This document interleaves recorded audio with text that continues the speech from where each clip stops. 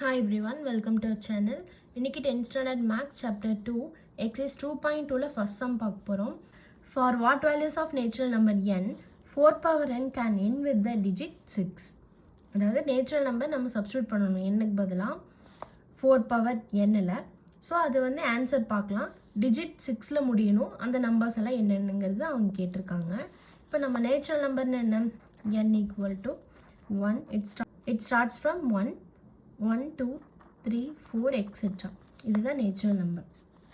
இப்போ 4 power n எடுத்துக்கோங்க. இப்போ இதில் n equal to 1ன்னு ஃபஸ்ட் சப்ஸ்டியூட் பண்ணலாம்.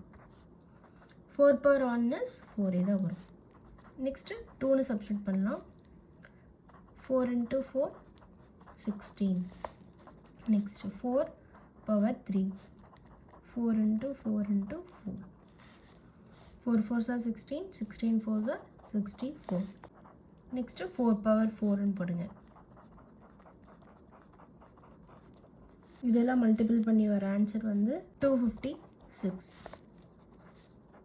4 பவர் 5ன்னு போடுங்க.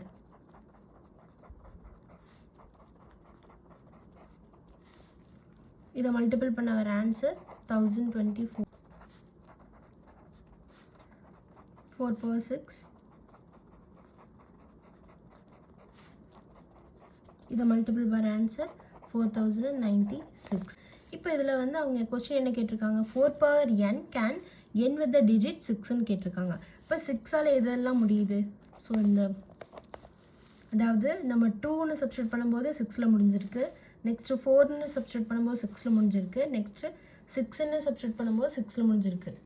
இப்போது பார்த்தீங்கன்னா ஈவன் நம்பர்ஸில் நம்ம சப்ஸ்டியூட் பண்ணும்போது, அதாவது ஈவன் நேச்சுரல் நம்பர்ஸில் சப்ஸ்டியூட் பண்ணும்போது நமக்கு டிஜிட் 6ல் முடிஞ்சிருக்கு. So n equal to 2, 4, 6 etcetera. இது மாதிரி ஈவன் நம்பர்ஸில் சப்ஸ்டியூட் பண்ணும்போது தான் 4 பவர் n நமக்கு 6ங்கிற முடிகிற ஆன்சர் நமக்கு கிடைக்குது.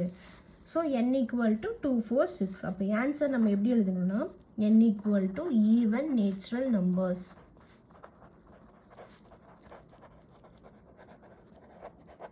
That's all.